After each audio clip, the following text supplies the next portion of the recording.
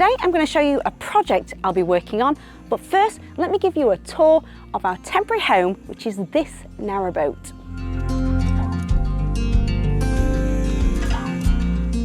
Me and my husband wanted to try narrowboat life for quite a while, so when we got married we decided to have a honeymoon on one, see what it was really like. But it's been a great experience just waking up to a gorgeous view. It feels like wild camping. The great thing about having a narrowboat is you've got so much freedom when it comes to DIY. There's loads of little jobs you can do. You can do the layout to how you want it, and it can be really cheap living.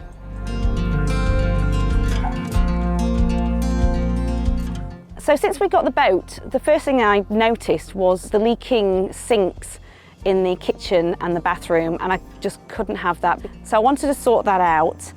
I had a leaky tap in the bathroom, and then I started doing things like repairing the sink, and then I needed to restore the wooden kitchen worktops. It was really, really dull, and there was a join that I needed to glue up. And then I decided to do a drop-down desk for my husband because we wanted to be on here for a few months at a time. That also meant that we needed good internet, so we decided to thread through behind the panel some cables for a modem router, if you like, at the top. That's on a mast. You are constantly doing repairs, but it is a great lifestyle just to wake up and get this view.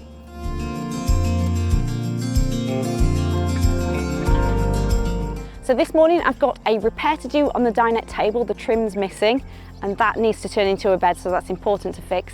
And then I'm going to head to my dad's woodyard because I'm going to build a custom shed down there because he's got a backlog of orders and he needs my help.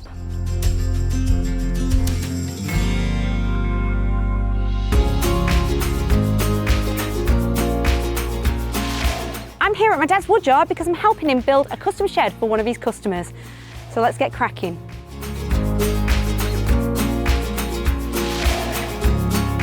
So down at the woodyard, they build sheds, fencing, decking, gates, lots of things in between, even rabbit hutches. There's so many rooms to this place. It's a maze and it's amalgamated over the years. And back there, it seems to be turning into my room where I build small sheds, or that's where they do rabbit hutches and more tongue and groove storage. As far as I'm aware, my granddad started this place in the 60s, but all I've got is hearsay and fragmented stories from family members and friends. So I want to find out the real truth, and I think the perfect person to ask is a long-standing customer of my dad's. So I'm here with George Allen, and quite often when I come down to the woodyard, this face is here, and you don't realise how much the woodyard has been part of the community. So, hi George. Hello, Vikkie. I believe you know a lot more about the woodyard than I do. Yes. So I should imagine I do. Yeah. Doing sheds and fencing has made this place what it is. Your dad built it up. He started selling sheds, he started selling fencing, and people started coming to the yard. And yard then took off. When abouts was that? I'm guessing the 70s. Yeah, it'll be early 70s. People started then coming here and using this as a community base. My mum said there's regulars that come every day or every other day just to have a chat. Do you think it is like a men's shed organisation sort of thing? Because there's a few charities like that around and they go there to hang out. Do you think it is that? This is the original one. This is Really? this is the one what before men's sheds were about. Yeah. People come here for a variety of reasons.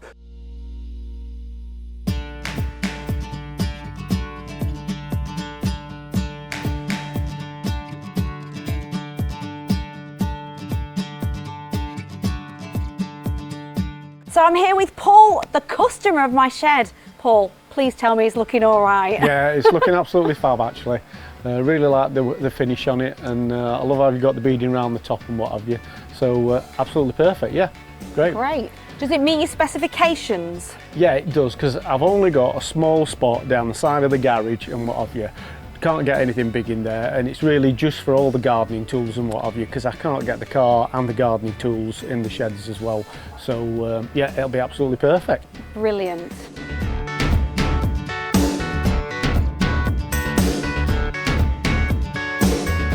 Thanks so much for watching. If you want to see the full guide on how I built this shed, you can find the link in the description now.